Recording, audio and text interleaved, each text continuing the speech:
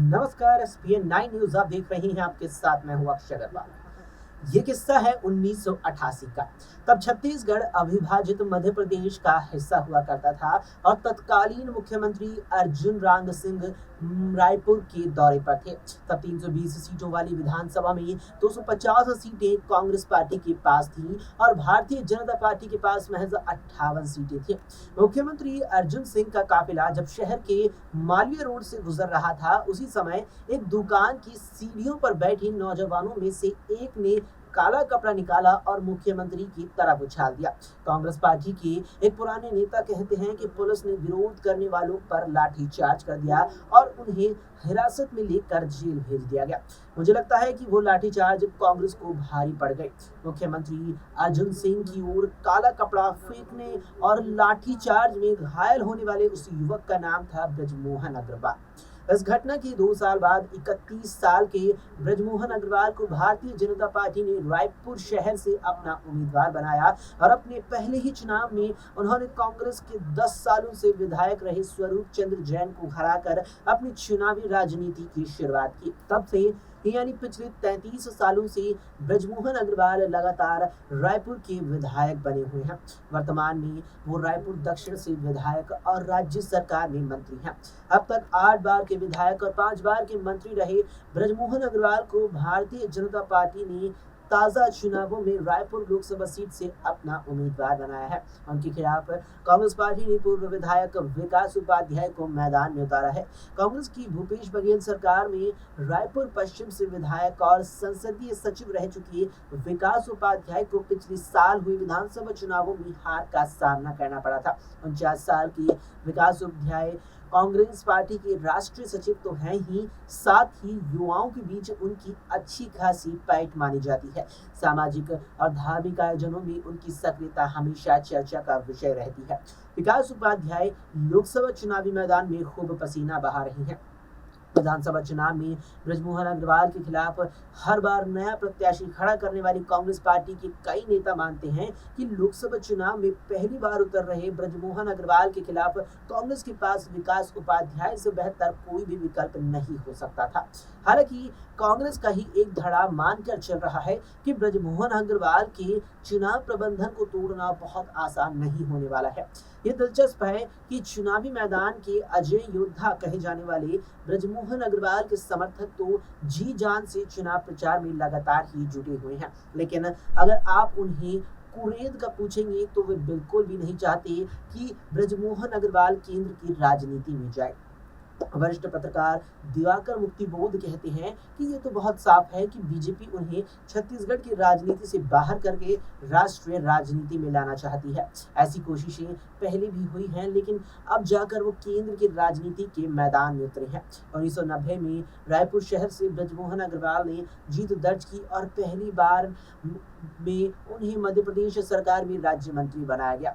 इसके बाद उन्होंने कभी पलट कर नहीं देखा। 1990 से वो रायपुर से चुनाव लड़ते रहे और 2023 के ताजा विधानसभा चुनावों में तो रिकॉर्ड 67,000 मतों से जीत अंतर यहाँ स्पष्ट किया था।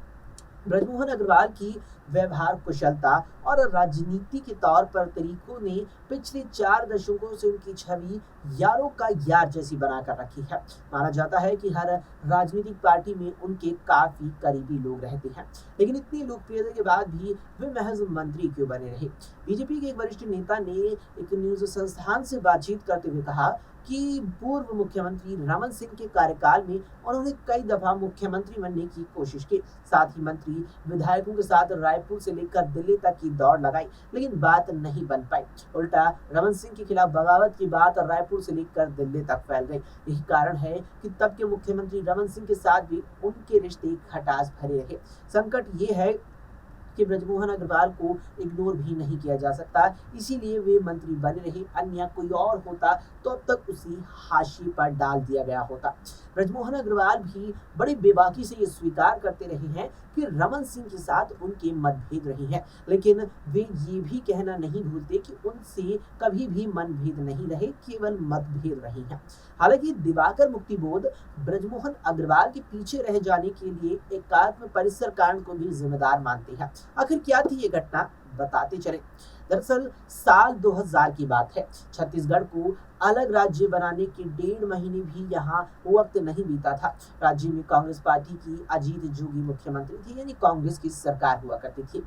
दूसरी ओर भारतीय जनता पार्टी विधानसभा में अपने नेता प्रतिपक्ष के चयन की पूरी तरीके से तैयारी में जुटी हुई थी।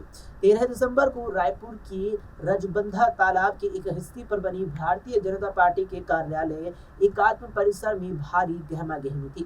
ब्रजमोहन अग्रवाल का दावा था कि बीजेपी के 36 में से अधिकांश विधायकों का समर्थन उन्हें हासिल है। उनके सैकड़ों समर्थक माला मिठाई और ढोल नगाड़ों के साथ एकात्म परिसर के बाहर जश्न मनाने के लिए उपस्थित थे। लेकिन जिस कमरे में नेता प्रतिपक्ष के चयन की बैठक चल रही थी, वहां बीजेपी के तत्कालीन केंद्रीय पर्यवेक्षक नरेंद्र मोदी के इशारे पर ब्रजमोहन अग्रवाल को ही नेता प्रतिपक्ष पद के लिए आदिवासी विधायक नंद कुमार साय के नाम का प्रस्ताव रखना पड़ा। इस तरह नंद कुमार साय छत्तीसगढ़ विधानसभा के पहले नेता प्रतिपक्ष चुन लिए गए। नंद कुमार साय के नेता प्रतिपक्ष चुने जाने की खबर जैसे ही उस बंद कमरे से बाहर आई, एकात्म परिसर के बाहर मौजूद ब्रजमोहन अग्रवाल के जो तमाम दर्शक थे, जो तमाम उनके समर्थित कार्यकर्ता थे, उनका गुस्सा फूट पड़ा। ब्रजमोहन अग्रवाल भी इन कार्यकर्ताओं को संभाल नहीं पाए और कार्यकर्ताओं ने पार्टी कार्यालय में तोड़फोड़ मचाना शुरू कर दिया। घटना की अगले दिन स्थानीय अखबारों की सबसे बड़ी खबर यही बनी हुई थी। जैसे एकात्म परिसर की ये घटना हुई, उसके आसपास ही राज्य के प्रमुख अखबारों के दफ्तर हैं। एकात्म परिसर के पास एक खाली जमीन का टुकड़ा है और उसी से लगा हुआ नवभारत अखबार का भी कार्यालय है।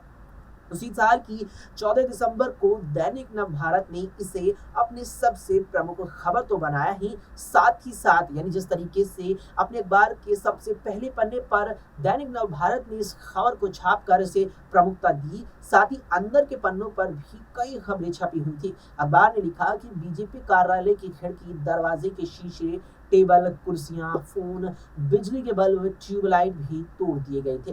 प्रत्यक्षदर्शियों के मुताबिक ब्रजमोहन समर्थक कार्यालय छोड़ने के पहले एक कमरे में दरवाजे को धक्का देकर घुस गए थे और वहां संगठन के पदाधिकारियों से हाथापाई भी की थी। इस दौरान एक अन्य कमरे को बंद कर दिया गया था, जिसमें पर्यवेक्षक नरेंद्र मोदी, बीजेपी नेता लखीमराव अग्रवाल और नवनिर्वाचित नेता प्रतिपक्ष नंद कुमार साय मौजूद थे। अखबार ने बीजेपी के पर्यवेक्षक नरेंद्र मोदी के हवाले से एक अन्य खबर को लिखा था। नरेंद्र मोदी ने आज यहाँ बीजेपी कार्यालय में हुई तोड़फोड़ की घटना को शर्मनाक बताते हुए रायपुर की इकाई एवं छत्तीसगढ़ के नेताओं को जांच रिपोर्ट भेजने को अब कह दिया है। रिपोर्ट राष्ट्रीय अध्यक्ष को अब प्रेषित की जाएगी। उन्होंने ये बात पूरी तरीके से स्वीकार की है कि ऐसी घटनाओं से पार्टी की जो छवि है वो जनता और देश के बीच काफी ज्यादा खराब होती है।